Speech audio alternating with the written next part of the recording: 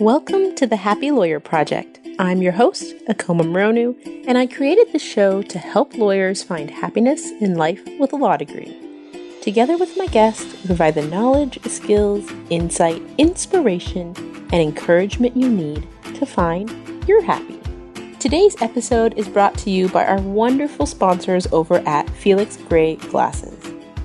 I fell in love with my own pair of Felix Grays when I was sitting in one of those really long presentations and noticed that I didn't have a headache from squinting to read the slides. Felix Grays are not only wonderful for the eyes, but they're a stylish way to decrease digital eye strain. If you're anything like me, you're familiar with the dry eyes, headaches, and blurry vision that is all too common at the end of a long day of sitting in front of a computer screen. And these glasses have fixed all of that for me.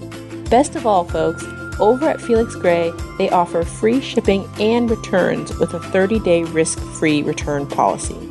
If you're interested in learning more, head over to felixgrayglasses.com/happylawyer to let them know I sent you. Happy Halloween, lovely lawyers! Today I'm going to be talking about some of the scariest topics in any young lawyer's life: money, marriage, and motherhood. I mean, I'm mostly kidding, because if you've been listening to the show for a while, you know that those are some of my favorite topics to talk about. So I am actually really excited to share the conversation that I had with the wonderful husband and wife duo, Douglas and Heather Boneparthe. Douglas is a financial advisor and Heather is an attorney, and by their powers combined, they have recently released their new book, The Millennial Money Fix. And on today's show, we chat all about Heather's own journey in the law and how that impacted her personal finances, their decision to work together on this project with a newborn in the house. We even touch on parenthood, and then we dive into how their book can help young lawyers who are just looking to get a handle on the basics of personal finance. And if you hang around to the very end, you'll also learn how you can be entered to win a copy of the book. So I hope you guys enjoy. Welcome back to the Happy Lawyer Project. You guys, I am super excited to introduce you to a really interesting couple. I have Douglas and Heather Boneparthe on the show today. Welcome, you guys. Hi, how are you? I'm really, really happy and excited to have you on because today we have the combination of two of my favorite things, personal finance and lawyer. I literally just sound team, like the worst person ever that those are my two favorite things. Lawyers, they make up a lot of my clients. So thanks for the business. And his number one client, me. That's awesome. So as you guys have gathered, Douglas is the personal finance guy and Heather is the attorney. So just to kind of give people a little bit more about you guys, could you just give a brief description of what each of you does and who you are? I'm Heather. I'm an attorney, and I now work in the insurance industry. I consider my side hustle to be a writer, and I am co-author of this lovely book that we just wrote, The Millennial Money Fix. Douglas?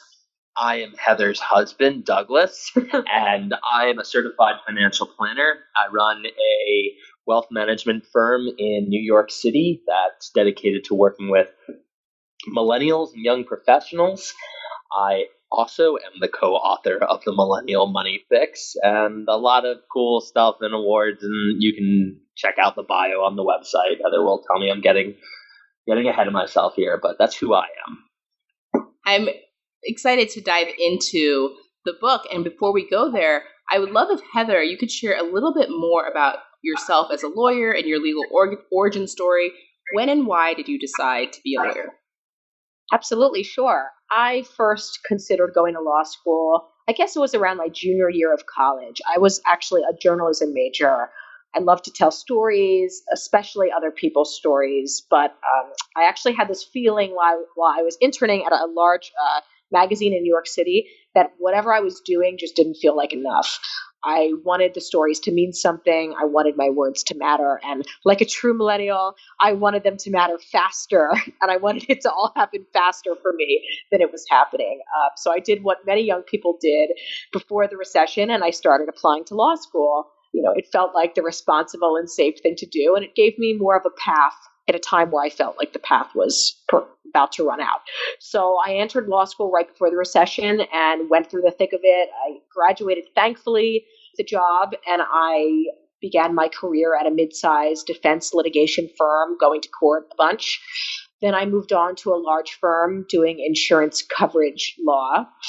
Worked my butt off. I got really burnt out and I thought about leaving the industry entirely. But thankfully, through my love of writing and through my colleagues' understanding of that, somebody that I worked with had introduced me to her good friend who was a VP at an insurance company. We clicked immediately and she brought me on board and actually became one of my writing buddies and outside peer editors for years to come. And from that point forward, I've been working in the insurance industry for insurance companies, and the work-life balance has been much better. And it's given me the chance to work on projects like this book. That's so fascinating because I know nothing about kind of the work that lawyers do inside of an insurance company. So just to part off a little, what does work-life balance look like for you now? The hours are much more predictable. Of course, as with any job, there's fires and there's weeks and, weeks where you're working hard and you're working late, or there's probably more travel, when you work with a company than when you work at a firm. I guess it depends what you're doing at the firm, but I felt like there's more travel on this side of things for me personally, because my work was more focused regionally when I was at a firm. But it's the hours are just much more predictable. I kind of control my workload, and it's just predictable is really the best word that I can use. In terms of when I leave at the end of the day, when I come in the morning, and when I choose to log in and continue that work, in the evenings. It's a little more on my terms because we're not technically answering to a corporate client the way that I would at a law firm. Well, for all of you lawyers out there looking for more work-life balance, there's one, an option to consider. I think that Sure. That's great. It's definitely not one that I had ever really spent a lot of time thinking about. So it wasn't for me either until somebody, introduced me to it and kind of showed me the path. And it's a great way to really still use your, legal skills and just apply them in a different way. So it's been really great so far. It's wonderful that you were able to find that transition.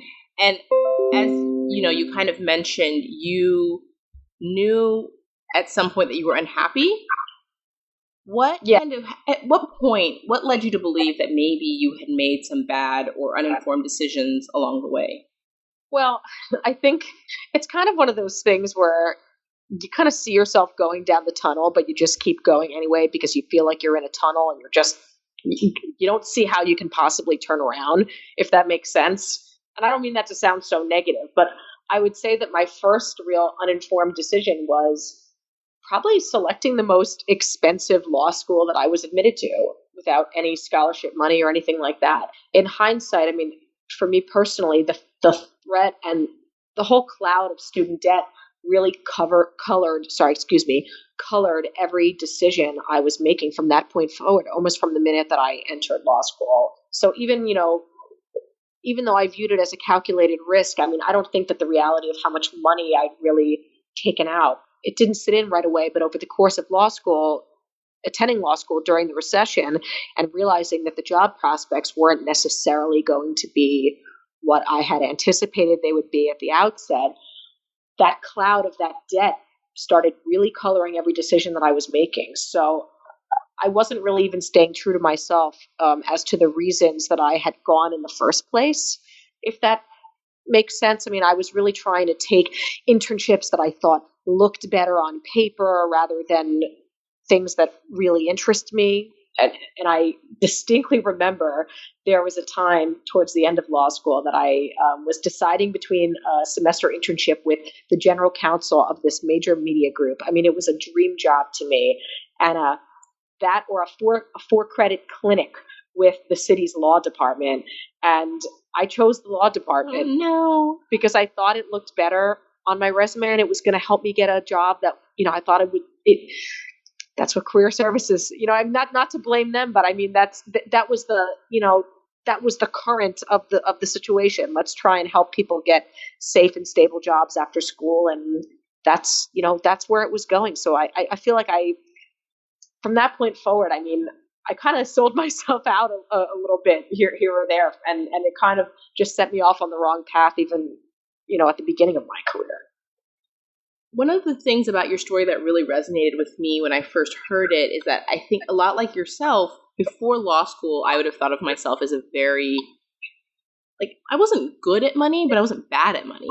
And I thought of myself as fiscally responsible, financially aware.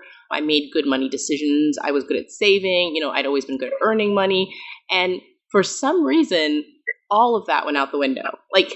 That's right. When I went to law school, I'm not sure what I, like you, went to the most expensive law school I got into. I had gone the opposite direction during undergrad, so I kind of thought of that as a justification. Since I didn't have any undergrad loans, this was same. Putting all my money into this, all my eggs in this basket. Yep. We did. I had the same exact situation. I was very fortunate to not have loans from my undergraduate education, and I've always worked 2 jobs in the summer. A million internships. I'm the one who turned down the trips on spring break to go stay and work and do this and do that. And I was always playing it safe, and for some reason I thought this decision was playing it safe. I thought that I was playing it safe. I didn't view taking out those loans as something that was this huge risk. I viewed it as a calculated risk, but I had always made calculated risks. I'd always, trusted and believed that if I worked hard, I would get what I, wanted on the other end. And it always seemed to work out for me up till that point. And maybe that's just, the ignorance of being young and then getting older and understanding how, the real world works, or maybe it was a function of the recession, maybe a little bit of both. I would guess it's a little bit of both, but I definitely feel you on all of that, because also the part about career services and what their function is at a law school. Sure. Sorry, go ahead. I always felt like, and in hindsight, when I speak to young law students, what I would say to them is career service, they don't necessarily have you as the individual in mind. I mean, their advice is sound in many respects, but their interest is also, it's twofold. It's to you, but it's also to the school. They have a great interest in placing people in jobs that are, that are good for the school and good for the alumni and good, just good for the, good for the interests of the school, I guess is the best way to put it. Well, they have their own interests, right? And their own interest may not completely align with yours. Exactly. So you have to, with everything, keep that in mind when you seek their guidance. Exactly. And I don't think that I had the confidence personally at that point in time to really understand that I could ignore their advice, or maybe not ignore their advice, or that I could take their advice and I could still go a different direction and say, you know what, this is really I can trust my own gut enough to know that this other thing is what I really wish to be pursuing. It's kind of like how you consume the news. You should probably check out multiple sources of information and come up with your own conclusion, having, gathered from multiple sources. Don't just lean on what the institution is telling you. Use it as only a part of it. I think that's great advice. And increasingly, I think we're moving away from a society where we think of one person as being an expert and credentialed to just tell us the answer to our problems. I couldn't agree more. I think that we, more than ever, I mean, at least, our generation of young professionals are looking at everyone and everything with a little bit more skepticism than maybe the generation before us. I mean, we know that we are more in control of our own destiny than ever before. I mean, it's not, the labor environment isn't like it used to be. It's not, you enter one safe law firm and you stay there for 30 years, you work hard, you make partner, and then you retire. It's not like that anymore. You really are in complete control of your career, and you have to, curate it from start to finish. That transitions very nicely into your book. So I'm really excited to dive into this book. The Millennial Money Fix, which you recently launched with Douglas. And I've heard so many of your interviews because I listen to way too many financial. Oh, that's awesome. But yes, but for all of you, my listeners who don't listen to as many financial podcasts as I do, I'd love if you could just start with kind of how you integrated your story as the cautionary tale for the basis of the book. Sure. So, in addition to what I've already discussed, I would say, I took out $200,000 plus in student loan debt for a career that I really knew little about. The debt colored every decision I made in the early years of my career, and I was really too scared or uninformed to make a change, and that went from law school straight through the early years of my career. I couldn't have taken control of it even if I tried, mostly because I didn't understand beforehand, and I didn't understand how to then function with the debt afterwards. So even though I believed that I understood my finances, reality is I didn't know how to empower myself with the right information to take actionable steps to set my career off on the right path and put me in a position to really achieve all the great things I would like to achieve in my lifetime. And Doug, who at that point in my life was my boyfriend, was watching not just me go through this, but many of our peers as I was starting out my career, my legal career. And he was starting out as a financial advisor, he started out much younger with his father, but he had moved up to New York right around when I was starting out in law firms. And he saw the void of knowledge that our generation had and how that was stifling our ability to grow the way that the industries like the law were moving. And so as Doug began to focus his practice on millennials, so developed the foundation for the ideas that became this book eventually. Yeah, Doug, why didn't you tell her not to do this? Why were you when she was taking out this loan? Oh, wow. We were still in college then. We were still babies. Yeah, I was... he had his own problems. Maybe 22 and didn't really know what I was going to be doing with my life. All I knew at that point was my best bet was to continue learning the business that I'm in from my father, who arguably had me under his thumb pretty good. I was very impressionable. I lacked really any other opportunities but to go into personal finance. Thank God I liked it to some, if not a good degree. And Heather and I were kind of in denial about where our relationship was going. So it was tough because she wanted to go to law school and I was going to be finding myself working with my father, only to wonder how we were going to get together. But, that's more of a story of us than, finance or law. But I wish I could have gone back in time and told her, hey, you should really think about this. I was probably too preoccupied with what I was doing with my life. And I think that's one important point to focus on too, is that, when we make these decisions, especially if you go right out of undergrad to law school, I think I was 21 years old when I was applying to law school. Was I really even in a position at that point in time to even know any better?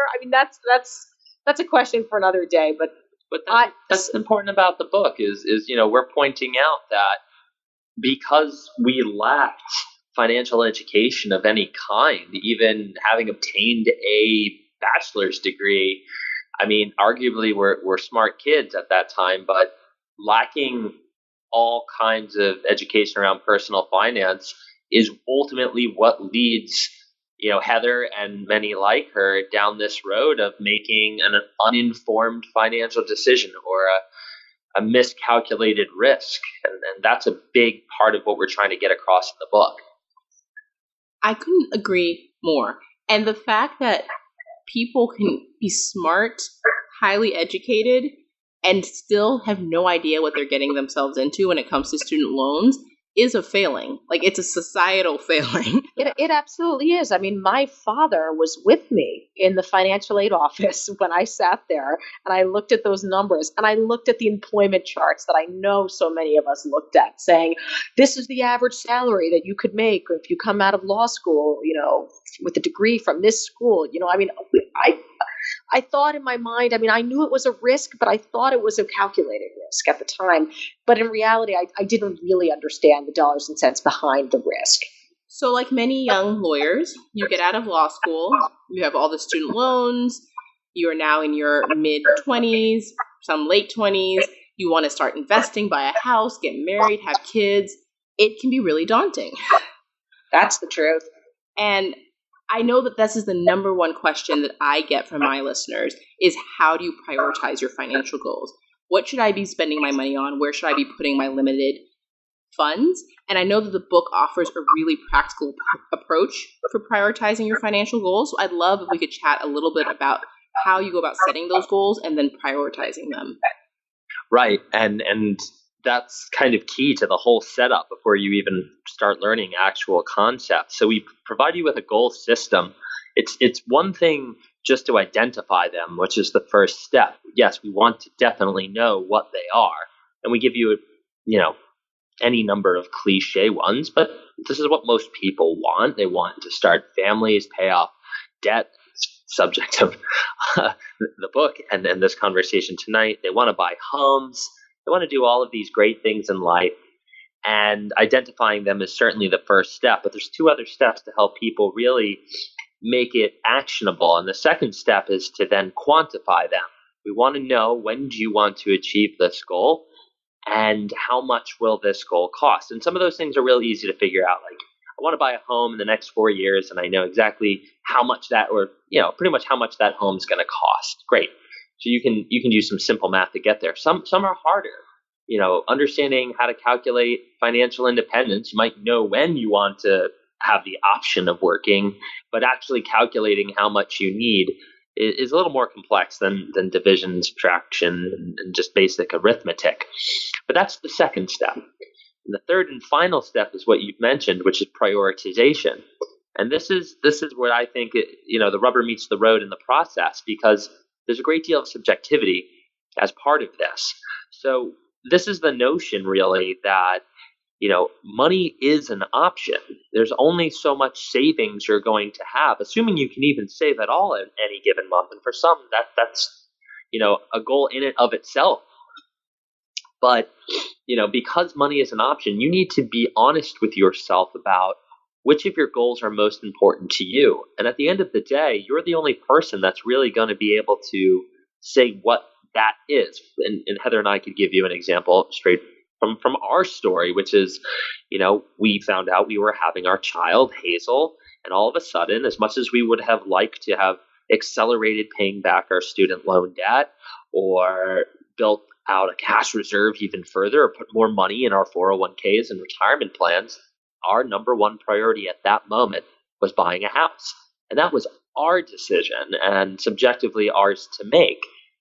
But we were educated in knowing that, we would have to sacrifice some of those other goals in favor of that. So our goal priority was making that number one. And then after that, we would get back to reordering or reprioritizing what our goals are. So I want people to know that your goals are yours. Don't let anyone tell you that a measurable and realistic goal should or should not be at the beginning, middle, or end of your priority. That's completely up to you. Which, by the way, is one of the most irritating, criticisms I could ever hear is, well, you guys have, 6 figures of student loan debt.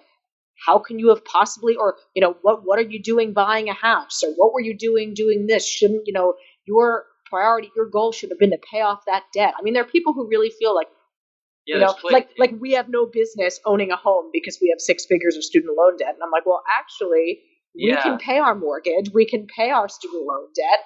We've gone through. We're in complete control of these decisions, and this is how we've chosen to execute our goals. Yeah, that's the operative word, is control. When you know what the decisions you're making when it comes to your money, when you know what the effects or consequences of those decisions are, you are firmly empowered and in control, and they're yours to make.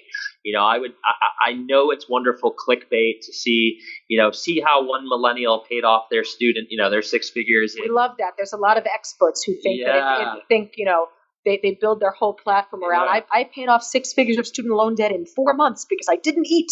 Yeah, and I slept in a tent on the side of the road. It's like listen to me. Okay, no, not to hate, but you're not a professional, and that sounds awful. That's extreme, and it's extreme. That's not how. It's not practical. And it doesn't teach you the lessons that you really need to learn to live your life and handle your financial obligations. You essentially just put your whole life on hold to handle one financial obligation. It's not the point. I think sustainability is key, especially when you're talking about lawyers who are not particularly extreme in that way. Like, not many lawyers are willing to live on tents on the side of the road. Like, that's not right. That's not the way. Right. You work too hard for that. Most of the lawyers I work with, when they do find the free time, finally, they would prefer to have a nice place to rest their head and enjoy a meal, and that's perfectly understandable. It's knowing how to balance these things and still pursue your financial goals. That's what that system is set up and designed to do, and be able to hold yourself accountable. And I think I don't want to oversell the simplicity of picking your goals. I think what you started off with was really important, and that's that it all starts with setting your goals and making sure they're your goals. I think sometimes people kind of gloss over that part, and they just say, I want a house, I want to get married, I want to have 2 kids, I want a car. And they haven't really sat down to think about what they want their lifestyle to be and if that's what they actually truly want. And when you set goals that don't resonate with you, they aren't motivating. Right. I mean, and I think, that's why the second important point that we actually make in the book around goal priority and this whole idea is emotional honesty. Yep. Is really taking the time to take a good, hard, honest look at yourself. What do I really want? And then the harder question is, if you're sharing your life with somebody else, or you're about to join your life with somebody else, you've got to bring those goals together. And then you've got to be emotionally honest with one another. And you got to figure out how to work those in with each other's. Just because I'm a financial advisor and Heather won the husband lottery by marrying one, pay for that one. Didn't make the conversations between us when it came to money any easier. I would argue it might have made certain things harder. She perhaps could rely on me to be like, well, you do this for a living, go knock it out.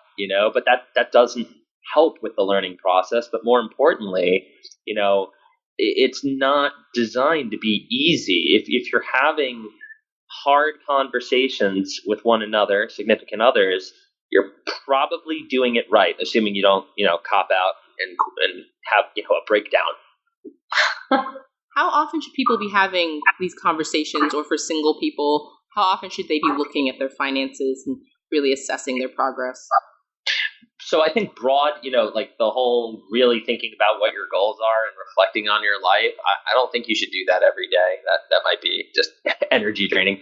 That's probably once or twice a year thing. When it comes to visiting cash flow and reconciling your spending, what you've actually done against your budget, what you have hoped to have spent in any given month, that's best practiced on a quarterly basis, until it becomes so ritualistic that you can kind of ease up off the gas pedal. So, there's these periodic checkpoints throughout the year. Don't go crazy. Don't drive yourself absolutely nuts. You got to work. You got to live your life. But cash flow quarterly, and, the real big stuff once, maybe twice a year. Sometimes it's event driven. I may have to ask my husband to skip this episode because I check my Mint account probably 4 or 5 times a day. Which he thinks is obsessive.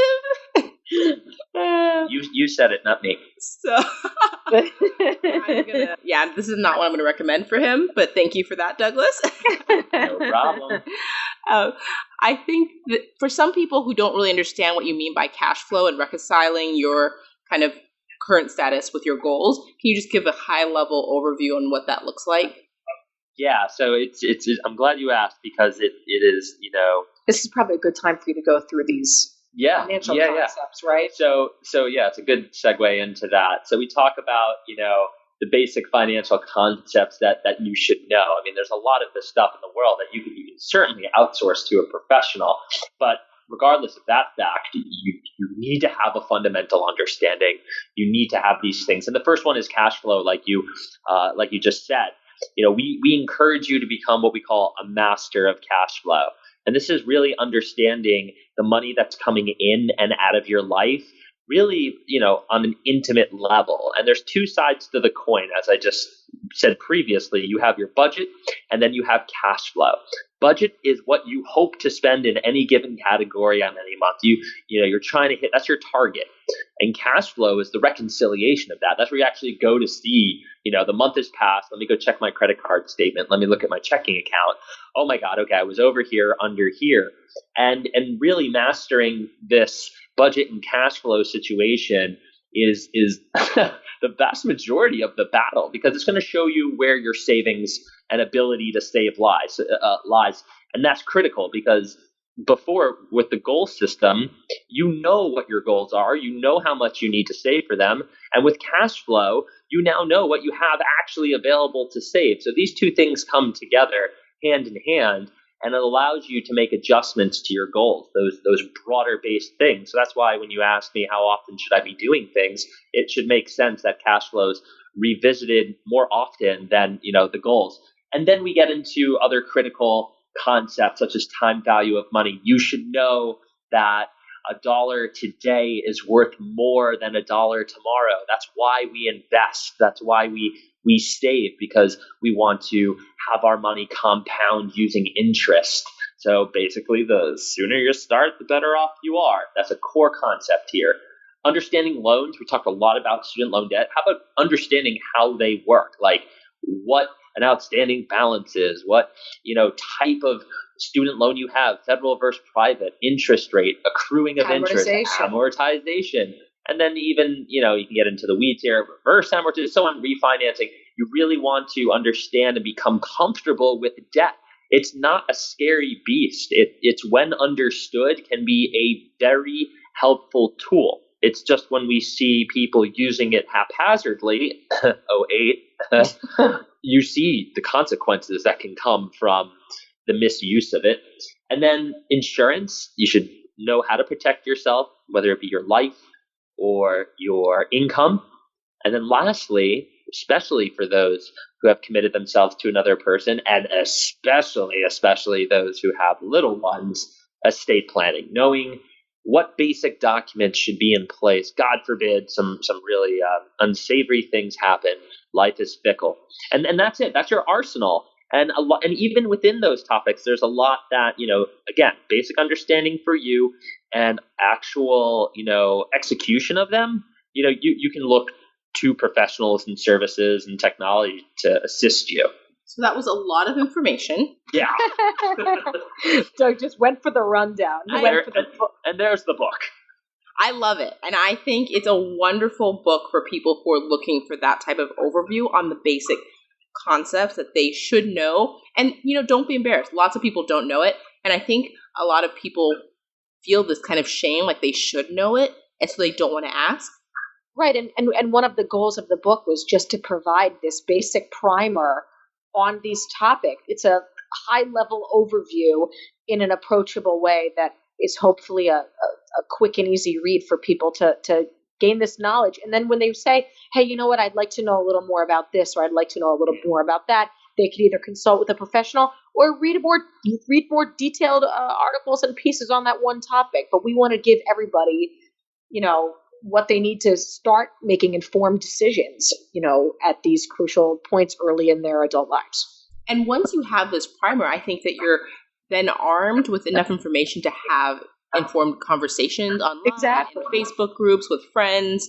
Exactly. And I think that that's kind of one of the points, when I look back and I think about when I was sitting in that financial aid office, and I think I really thought in my mind that I was making a good decision, but the reality was I didn't even have the tools to even make an informed decision because I just didn't understand the concepts well enough to really know what I was getting myself into.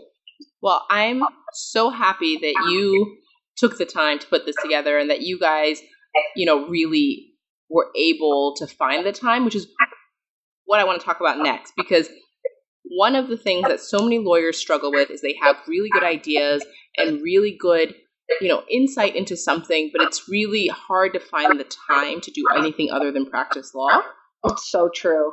It's so true. And it's so hard. It still is. How did you make time to write this book, and what was that process like for the two of you? Well, it started out as ideas and conversations between us. It's easy when your spouse is passionate about the same topics as you are, because it started out very organically, just at home discussing it. But then we started to research, and we were reading articles. We wanted to understand better about the statistics and the trends, about the cost of education, student loan debt, and the labor environment, how it was changing. Actually, it was one of Doug's clients who got him in touch with a literary agent who expressed interest in the idea. And that really motivated us to say, hey, you know what? We really should make our best crack at this book, but when are we going to have time to do it? And that was right around the time that I found out I was pregnant. And I guess maybe 2/3 of the way through my pregnancy, we started really putting pen to paper and outlining things. And then our beautiful daughter came into this world about 5 weeks early. So we thought we'd have a little more time before she was born, because I was spending a lot of time at home, relaxing and trying to take it easy. But then, she came a little early, and I ended up just kicking it into high gear. I mean, I don't want to mischaracterize maternity leave, as I know you know as well. I mean, being a new mother is one of the most difficult things, and maternity leave is certainly not a vacation. And I definitely don't mean to paint it out as such, but it was probably the longest amount of downtime I've ever had. I mean, in a really long time. I mean, I've always worked a job where I've worked 2 internships after school. I've just always been running from place to place. And I think I was a little bit scared for my maternity leave. I have enough anxiety as it was about being a new mom in New York City, out of all places, holed up in my small apartment in the dead of winter. But I was scared enough. I think I was scared that I'd have so little to do that I would obsess over the baby in an unhealthy way, just because there's nothing else, that's what that time is for. But I thought I would just obsess to the point of it being too much. So I think I kind of diverted my nervous energy, and Doug did as well, into this book. So during nap times, middle of the night feedings. I mean, this book was like our, I guess what the kids do now. I guess this book was like our fidget spinner. You know what I mean? It was like, oh my God, the fidget spinner looks so much more fun than this. It was like a fidget spinner. It was just a way to kind of, put that nervous energy into something that was productive. And what's funny? The one other point I'll make is that having a newborn is super hard. But to be honest, having a toddler, I'm now learning, is so much harder. So she was sleeping half the day during those first few months. So we really did have the time to at least get the ideas on paper. But it was a struggle from that point to getting it to the printer for publication, because, people, editors and everybody has, ideas and how things should change and be developed. And at this point, our daughter's getting older and she's awake more, and she's, mommy, mommy no type. She's a mommy no type. So, it's gotten harder to finish the project. I mean, but it's, you just kind of, if you want it to happen badly enough, you can make it happen. Passion. I think passion's a big part of it. And to Heather's point, I don't know how we would do this now, given Hazel is rambunctious and a toddler. But also the one thing I would say too is that this was my dream in life. I mean, as a journalism major undergrad, all I ever wanted to do, it's a bucket list item for me, was to work on a book. I give Heather a ton of credit here, because I'm pretty sure a personal finance book wasn't at the top of her list of subjects to write about. It was not. But Confirmed. we've done a good job of playing off of when we've needed each other in our careers and in our professional growth, and maybe that's not said in the book, and is maybe, I don't know if there'll ever be another book, but nonetheless, Heather knew and I knew that there was this opportunity to help me with my brand and my business, and this book would be something to really put that forward. It would be cathartic for Heather, who went through this entire process of taking out this debt, not to come to the conclusion that she thought was going to happen as far as her career went. And in some way, this book gave me a lot of resolution on a lot of those feelings that I had about the mistakes I made early in my career. I mean, I went to law school because I wanted to write things that would help people, and I wasn't realizing that in my actual profession. And so this book became much more than helping Doug, put together something for his brand. It became telling my story to help other people. So in terms of finding the time, I mean, it was almost like this was my me time when I was out on maternity leave. I mean, it was an amazing opportunity to both, get to know our beautiful daughter and also dig into something that I may have not been able to do otherwise. So it was really great. I really wanted you to share that part of your story because I think so many female attorneys out there, and I know everybody's different, everyone's maternity leave is different, but I think a lot of people go out on leave and almost feel like, one, they're going to be like invalids and right. That's right. To do nothing, or they feel guilty for doing anything else because they feel like all they're supposed to be doing is caring for their child.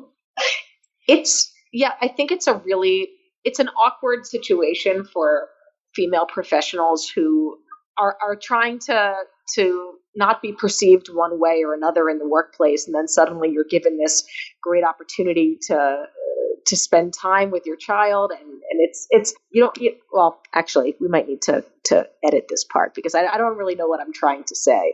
No, I think I'm trying to say something empowering for females. No, because it is, but it's just so. I mean, there is no right thing to say. Yes. Because I think we all felt the same way. Like I felt like nothing I was going to do I felt like nothing I could do was going to be right. I can't explain it. I think everybody goes into that experience differently, and people have to really be like the kind of the theme throughout this is we really do need to check in with ourselves and what we want out of any experience, whether it's going to law school, whether it's taking on debt, whether it's taking on a family, whether it's maternity leave. Like you shouldn't just subscribe to this expectation that it's going to be one thing or another. Right. You shouldn't let other people dictate how you spend any portion of your life. You get to choose how you spend that portion of your life. And as you said, the baby is sleeping for like 60% of the day. So you can choose to sleep and nourish yourself and take care of yourself, or you can choose to write a book. Or I decided to start investing in real estate, and I was looking at houses, and it was something I'd always had been passionate about, but just didn't have the brain capacity to like sit down and think about. And so I, renovated 4 units and started. Oh, that's so neat. And people were like, this was my second kid. So I had 2 children under the age of 2. Oh my goodness. But that opportunity maybe wouldn't have come otherwise, other than if not but for that maternity leave time. And so, I viewed it like an opportunity to do something that and I know that time isn't for me, and I'm hesitating because I don't want to say I viewed it as an opportunity to do something for me, but maybe it was a time for me to also do something for me. I think it all kind of evens out in the shake of things, because meanwhile your male counterparts are working and like developing professionally. Yeah. So if you were not doing this, it almost feels like they get the leg up. Right. I mean, and there's definitely an element of that. I mean, and also I think, I still go through this because, I work my day job, and then I come home and I've been working on this book, and then we've been working on marketing this book and talking to people about it and setting up events and doing all that. I mean, and it's still difficult today. I mean, I have people who would say, oh, you guys have a babysitter a few days a week for your daughter at night. Don't you miss her? Don't you want to see? Of course I miss her. Of course I want to see her. But I mean, I view it like I can't apologize to everybody and what their expectations are, on the way that they choose to spend their time with their family. I mean, I view this like this is something, I mean, we dedicated this book to our daughter. I mean, this is something in my mind that is, I hope that she can look back at when we get older and she could say, wow, that is so cool.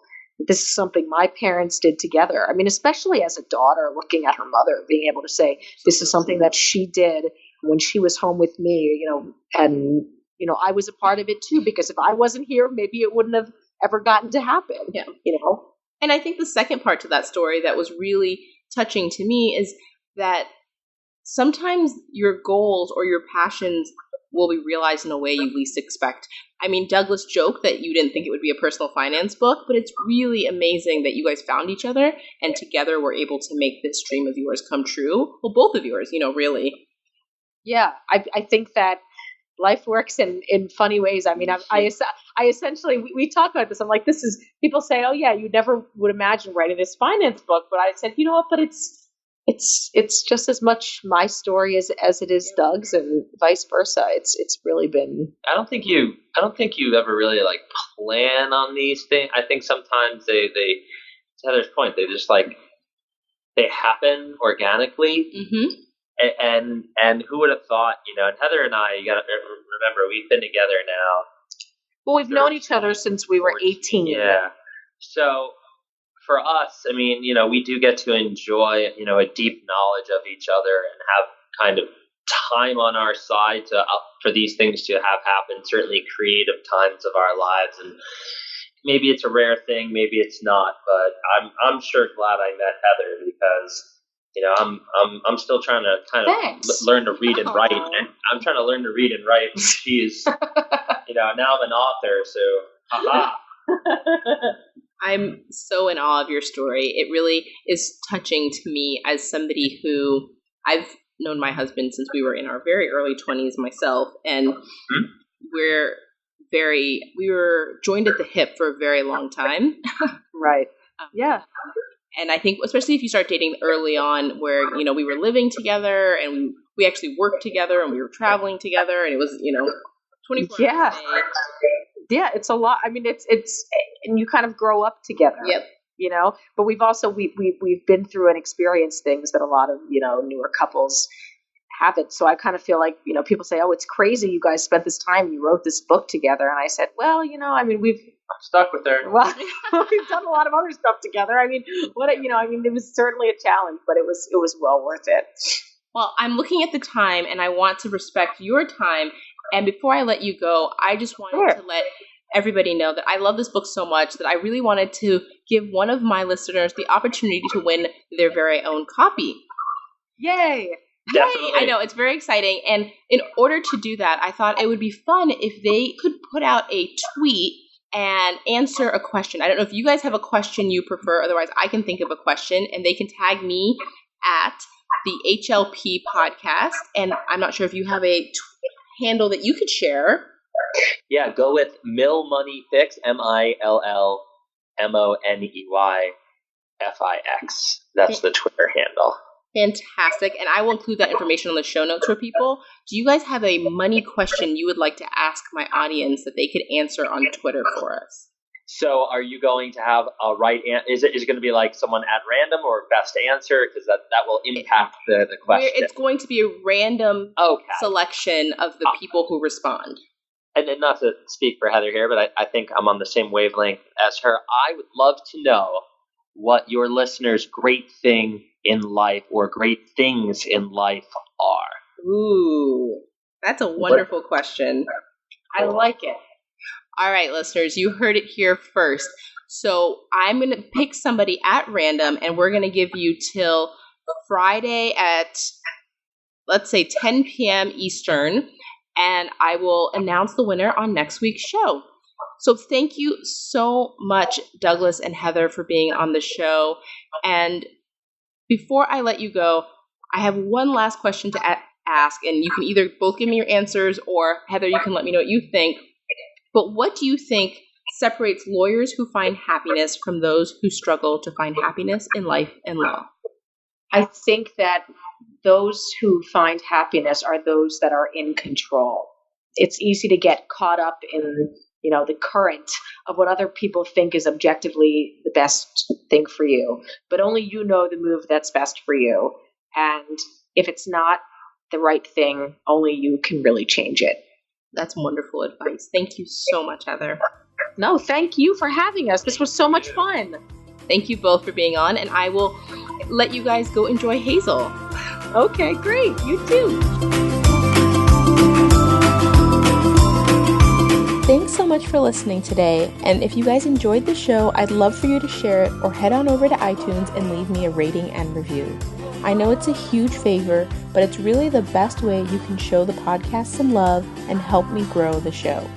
Lastly, I'd love to thank our newest sponsor, Felix Gray Glasses. It's super important to me and my mission here at the Happy Lawyer Project to only share stories, services, and products that I feel will truly help you be wildly happy in your own lives. So I've been really excited about my partnership with Felix Gray. Not only do I feel better since buying my pair, but I've also find it easier to fall and stay asleep. And as a lawyer, you know how crucial good sleep can be. So if you're interested in learning more, head on over to felixgrayglasses.com/happy lawyer to see if they'd be a good fit for you. As always, until next time, lawyers.